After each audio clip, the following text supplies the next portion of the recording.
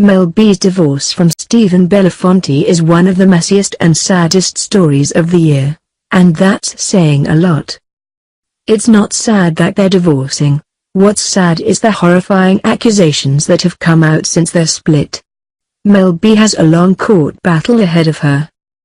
But it looks like the Spice Girl and TV personality is striking back, and she's armed with evidence that supports her claims, including depositions. Do you guys remember back in December of 2014?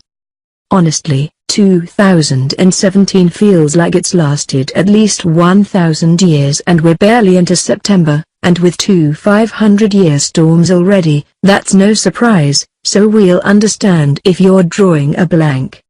Fans notices bruises on Mel B during an airing of X Factor, on which the Spice Girl was a judge.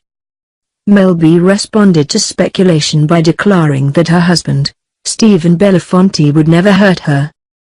Unfortunately, as we are all aware by now, someone denying that they're a victim of domestic violence doesn't mean anything. Victims will generally say anything to protect their abusers, until they reach a breaking point, that is.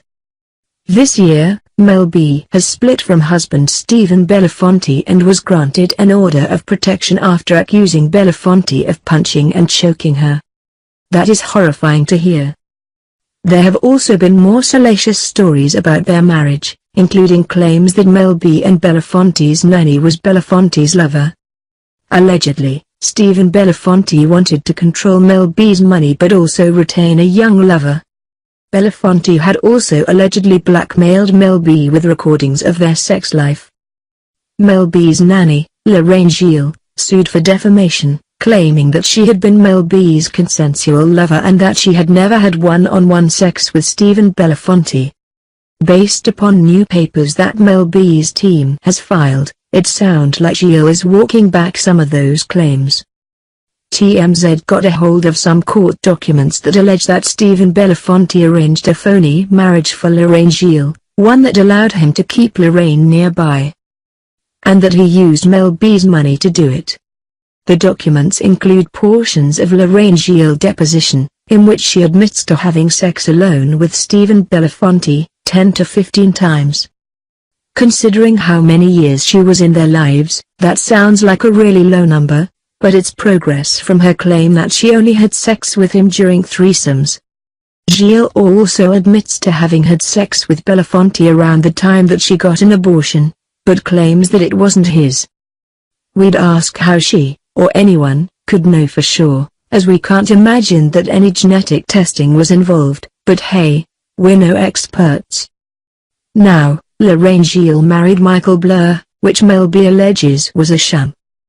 Her team included a deposition from Blur himself, in which he admits to having purchased the engagement ring for $30 on eBay.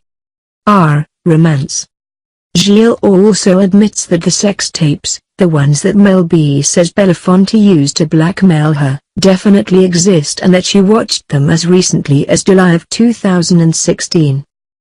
There is a very real fear that Belafonte might release the sex tapes, in part or in whole, during these upcoming court battles. As for Michael Blue's incentive for the fake marriage, apparently Belafonte got Mel B to invest $60,000 in Michael Blue's business.